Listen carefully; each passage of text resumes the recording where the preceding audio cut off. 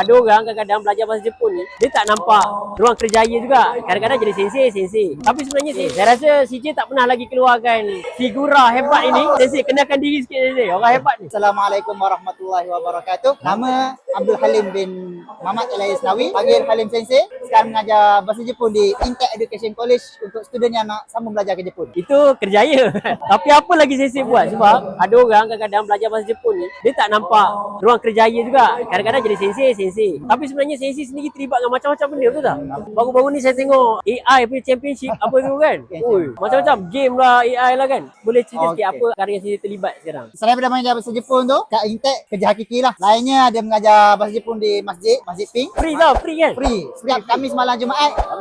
Inisiatif masjid sendiri untuk orang awam. Siapa-siapa boleh join. And then sekarang ni banyak jemputan daripada college community juga. And then salah seorang tenaga pengajar untuk Japan Dakwah Center. Mengajar fardu ain untuk mu'alaf dalam bahasa Jepun. And then satu lagi sekarang ni banyak dapat tawaran untuk jadi translator lah. Interpreter, translator. Baru ni Alhamdulillah ada MC sebenarnya. Event AI Grand Prix. Jadi translator untuk bahasa Jepun ke bahasa Melayu.